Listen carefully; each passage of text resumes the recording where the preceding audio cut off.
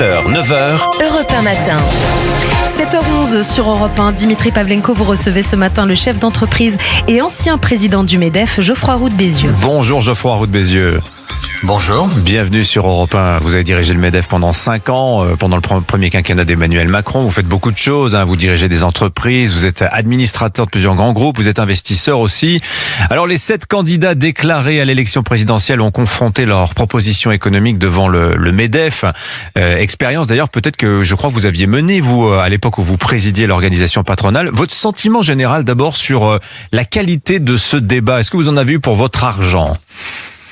Alors c'était gratuit pour les candidats, donc je sais pas si on a eu pour notre argent, mais plus sérieusement, oui d'une certaine manière, parce que ce qui est positif pour le pays, je pense, c'est qu'on a mis l'économie et notamment le sujet de la dette au cœur du débat, du premier débat présidentiel. Ça a obligé tous les candidats à se positionner.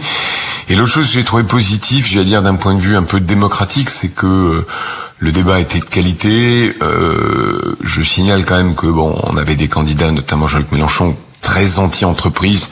Il a été absolument pas hué ou vous voyez, donc il y a un niveau de démocratie qui a été plutôt positif. Après, il y avait des réponses très très différentes en fonction des candidats, mais ça nous a pas surpris. Il y a eu beaucoup de choses dites sur la dette qui a été le sujet d'introduction, le sujet d'entrée, mais c'est un peu l'éléphant dans la pièce en cette rentrée. Sur la place aussi de l'État en France. Alors si je prends les candidats dans l'ordre de leur poids dans les sondages, Marine Le Pen, est-ce que, d'après vous, elle a acquis une crédibilité économique auprès de ces chefs d'entreprise qui longtemps eu un regard quand même assez méfiant à son égard? On a entendu un peu Marine la rigueur hier, un plan de 125 milliards d'euros d'économie, l'inscription d'un respect du déficit des 3% dans la Constitution. Vous avez été surpris, Geoffroy Roux de Bézieux, de l'entendre de cette manière? Oui et non.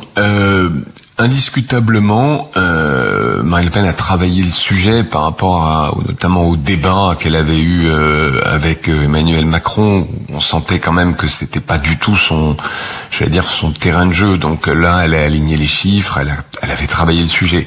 Le problème reste que quand on creuse un peu, l'équation boucle pas. C'est-à-dire qu'il y a effectivement un certain nombre de promesses plutôt, favorables pour l'entreprise, notamment de baisse d'impôts de production.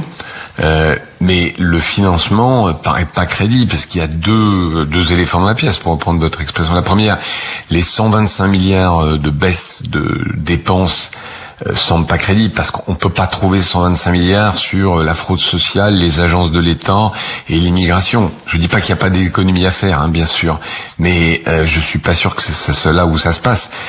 Et de l'autre côté, il y a les retraites où elle revient en arrière, pas sur son programme mais sur ce qui a été fait en faisant une retraite à 62 ans et même 60 ans pour ceux qui ont commencé plus tôt. Alors je comprends, parce qu'effectivement son électorat est plutôt sensible à ça, mais ça va nous coûter, elle annonce 9 milliards, je pense beaucoup plus.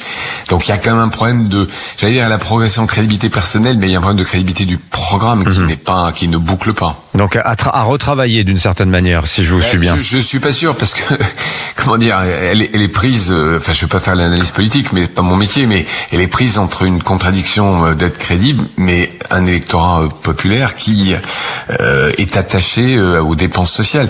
Tout le problème d'ailleurs de tous les candidats, c'est qu'il faut dire la vérité. La seule manière de redresser les comptes, c'est de réduire les dépenses sociales. C'est le gros des dépenses, c'est-à-dire maladie et retraite. Évidemment, ça fait mal. Ça fait mal aux gens de travailler plus longtemps, en tout cas pour une partie d'entre eux, et ça fait mal que les médicaments augmentent, que la franchise augmente. Pourtant, c'est la vérité, et à un moment, on n'y coupera pas. Sinon, ça viendra de l'extérieur, du FMI, de la BCE, etc. Et ça sera une catastrophe. Oui. Il y a quand même eu beaucoup de promesses de rupture. C'est un mot qui est souvent revenu hier dans la bouche des candidats. Mais alors, vous posez quand même la question de la sensibilité des Français à ces réformes. Comment, après les Gilets jaunes, après la crise des retraites, avec des gouvernements sans majorité aussi, comment on fait pour réformer la France, Geoffroy Roux de Bézieux? C'est un peu l'équation. Je dis pas que c'est simple. Moi, je suis pas dans l'IACA Faucon. C'est facile, c'est toujours facile quand on n'est pas aux manettes. Mais je crois que la France, vous savez, il y a cette phrase de Mendès France, la France peut supporter la vérité. Il faut faire de la pédagogie en expliquant aux Français qu'il y a des efforts à faire, en ayant quand même un discours positif au final, parce que ces efforts, c'est pas des efforts juste pour souffrir de la sueur, des larmes et du sang. Si on réduit raisonnablement les dépenses, et il s'agit pas de travailler jusqu'à 70 ans, il s'agit pas d'avoir des franchises médicales à, je sais pas, 3-4 euros, il suffit de mais si on fait ces efforts-là, alors on redresse les comptes, et alors on peut développer l'économie, parce que la France n'est pas foutue, il y a quand même beaucoup de potentiel. Et donc, ce discours, j'allais dire, qui est un discours raisonnable, réaliste, mais qui doit être un discours d'espoir, je pense que c'est le bon positionnement, parce que il y a un point, moi, qui m'a beaucoup frappé quand même hier, tous les sondages montrent que les Français font confiance aux chefs d'entreprise et aux entreprises. Plus de 80%. Après l'armée, l'entreprise, c'est l'institution qui est, à laquelle, les Français font confiance.